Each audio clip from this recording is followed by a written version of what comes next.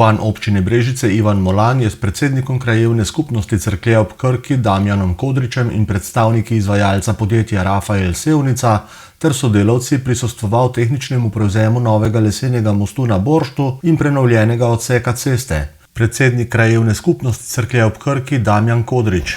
Je za našo krajevno skupnost to veliki pomen, že tale drugi most. Če lahko povem, da sem zelo vesel, glih eno leto, odkar je star most na Borštu utonil poplavam in smo danes že pri tem dogodku, da je danes nov most odprt na tej lokaciji. Za samo krajevno skupnost, predvsem pa sam za vaščane Boršt je to izrednega pomena, kot en simbol vasi in vsi smo ponosni na ta izdelek. Silvester Lopatič je zaveden vaščan Boršta, ki je budno spremljal gradnjo mostu, saj je bil njegov oče leta 1939 med tistimi, ki so zgradili prvi most na tem mestu.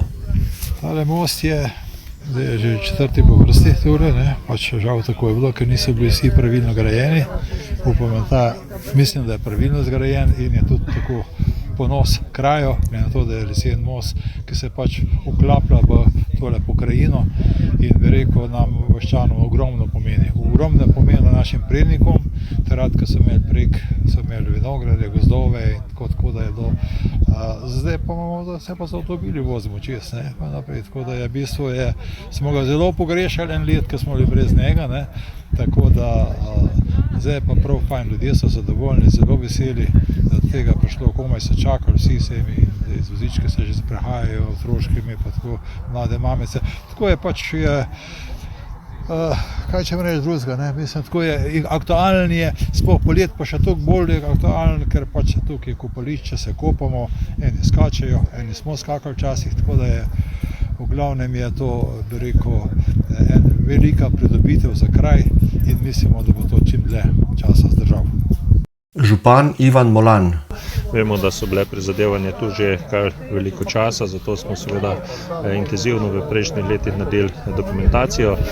Potem pa seveda smo iskali vire in skupaj z MORS-om smo dobili vire za to, da lahko danes ta most se dokonča.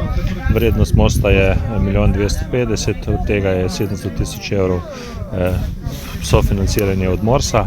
Izvajalec je bil Rafael, prav tako pa sem vesel, da je most končan en mesec celo pred rokom, ki je bila podpisana pogodba.